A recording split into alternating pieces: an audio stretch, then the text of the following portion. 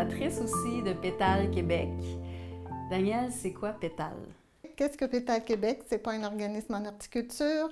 On n'ajoutera pas l'accent sur le E, bien qu'on a une fleur, le myosotis, qui est très important pour nous, très significatif pour nous. Donc, c'est un organisme qui veut faire connaître et reconnaître, d'abord et avant tout, la théorie d'attachement comme telle qui a évolué dans le temps et les enjeux d'attachement, attachement insécurisé, trouble d'attachement qui est une problématique de santé mentale chez les enfants, puisque c'est un diagnostic qui est habituellement donné très tôt. Et on va parler aussi des traumas complexes et bien entendu, lorsqu'on parle de santé mentale, comment ça peut se présenter lorsque nos jeunes deviennent adultes. Donc, il y a du Pétale Québec, c'est de la sensibilisation, c'est du soutien et c'est aussi de l'accompagnement. Qu'est-ce qui fait en sorte que Danielle a décidé un jour, moi, je veux qu'il y ait un pétale ici, je veux m'engager pour cette cause-là, pour cette réalité-là. C'est venu comment? C'est venu comment? D'abord, c'est venu d'un couple, hein, c'est venu de mon conjoint et moi, qui à l'âge de très jeune, on apprend qu'on ne pourra jamais avoir d'enfants. Et on voulait avoir une famille, 4 enfants, un chien. On était tout jeunes, on voulait une belle grande famille. Et ça, malgré tous les traitements et tout, on est confrontés. On est confrontés comme couple à une difficulté à pouvoir avoir nos enfants. Et on voulait vivre la parentalité. On était un couple qui voulait partager ce que c'est qu'une maman et un papa avec des enfants dans la maison. Donc, le choix a été l'adoption.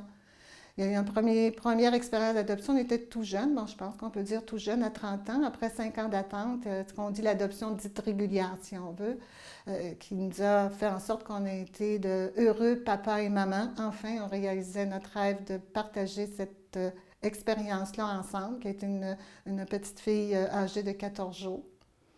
Mais c'était curieux parce qu'à l'époque, il y avait, on pourrait dire, peut-être pas, non, pas un tabou, mais souvent on me tapait sur l'épaule et on me disait, tu vas voir le fait d'être maman, vous allez avoir vos enfants. Il y avait comme tout le temps un peu cette pression-là autour de nous d'avoir nos enfants, mais non, je dirais pas, mais je dirais pas la magie ou quoi que ce soit, mais on était confrontés à cette situation. Donc, on a voulu avoir un deuxième projet d'adoption. On voulait 4 enfants, si tu te souviens bien. Et ça a été, à ce moment-là, on venait de débuter avec le programme Banque Mixte.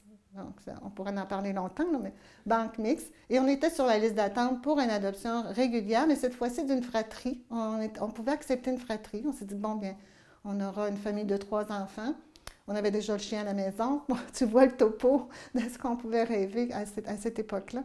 Et on a accueilli une petite fille de 4 ans et un petit garçon de 2 ans. Et c'est à ce moment-là qu'on a été confrontés à des difficultés inattendues, hein, un peu qui nous ont pris par surprise, pour lesquelles on a peut-être perdu pied parfois. Parfois, on revient debout sur nos pieds, mais jamais vraiment d'aide. On avait beau s'adresser aux professionnels, aux intervenants ou même autour de nous, on n'avait pas de compréhension par rapport à ce qu'on vivait. On était laissés pas mal seuls avec notre situation.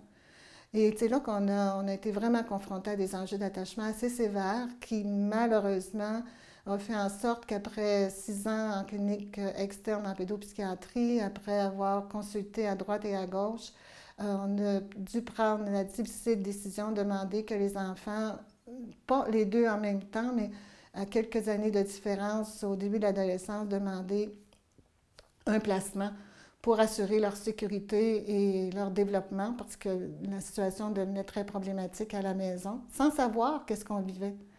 Sans savoir ce qu'on vivait. Donc, on s'est beaucoup culpabilisés comme parents adoptifs. On avait de la pression en disant, bien, si vous prenez cette décision-là, vous allez faire vivre à ces enfants-là un second abandon. Donc, il y a eu des regards très jugeants, même de la part de la famille élargie, par rapport à la décision qu'on prenait d'abandonner des enfants de nouveau. On a mis toute la responsabilité sur nous, de ne pas avoir été à la hauteur. Donc, on vivait ça très difficilement jusqu'au jour où une grande amie qui avait fait une formation avec Mme Michel Saint-Antoine, justement sur les troubles de l'attachement, une formation qu'elle avait eue plus au niveau de la petite enfance, puis elle me dépose le dossier, puis le document, puis elle dit « Danielle, lis ça ». Cet article, ce document-là, je me dis « Oh, attends un petit peu, là, il y a quelque chose là, ici, il Il y a quelque chose qui nous appartient, mais il y a quelque chose qui appartenait peut-être aux enfants dans leurs difficultés. Mais une fois que le 90 livres m'est tombé sur les épaules, ben on fait quoi? Il faut donner du sens à ce qu'on a vécu avec ces deux enfants-là. Il y a un sens à ça. On ne doit pas être les seuls à avoir vécu cette situation-là. Et si on a, comme Mme Michel Saint-Antoine et d'autres, qui se penchent autour de cette problématique-là, ben peut-être qu'il faudrait qu'on se réunisse et qu'on aille chercher des réponses, qu'on aille voir s'il y a des gens autour de nous, dans les professionnels et les intervenants, qui pourraient nous aider. À ce moment-là, j'ai pris le clavier, j'ai fait attachement, trouble d'attachement. Et la première suggestion qu'on m'a faite, quand tu vas sur le clavier et tu cherches, ça a été Pétale Belgique. Je m'appelle Bernadette Nicolas et depuis 2006, je suis la présidente de Pétale. J'ai connu Daniel Marchand par le premier site que Pétale Belgique avait créé. Et les parents du Québec se sont reconnus dans nos explications et nous ont contactés. Donc, ça devait être en 2002 ou en 2003. Je ne sais plus très bien, mais c'était à ce moment-là.